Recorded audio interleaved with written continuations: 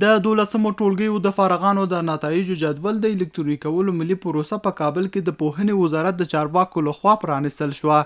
په دې مراسمو کې د پوهنې وزارت مسؤلینو وویل چې پوهنه د یو هیواد بنسټ دی او د پوهنې د نظام د پیاوړتیا په موخه یې د اسلامي امارت له زعیم څخه د 100,000 نویو بستونو منظوري ترلاسه کړې چې ډیری د معلمي بستونه دي. امسال در هر سه بخش یعنی در بخش معلمین، مامورین و بستای خدماتی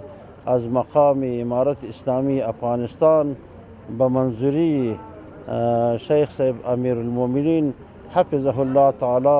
100,000 بست دیگه که 25% افزایش داره داده شده. د دغه وزارت د کیفیت د تضمین معین وایي له 1940 څخه تر 1989 کال پورې د 12مو ټولګیو 7 میلیونه فارغان باید په الکترونیکي سیستم کې وساتل شي څو د اسنادونو د تخریب او درغلي مخه ونیول شي. د دوی په وینا اوس مهال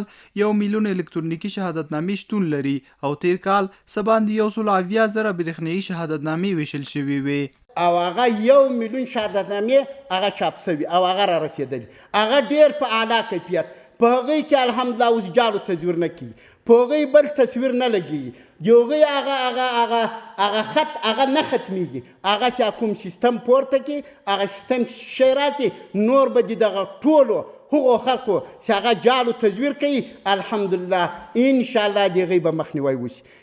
ما میخواهیم که تمام جداول سالهای قبل که عین از سال 1340 گرفته یعنی از پایان 1319 طوره که ذکر شد تا سال 1399 تمامش در سیستم داخل شود. د پوهنې وزارت د چارواکو د معلوماتو له مخې اوس مهال د دغه وزارت په چوکاټ کې د ښوونکو په ګډون 215,000 کارکوونکي په کار بوخت دي.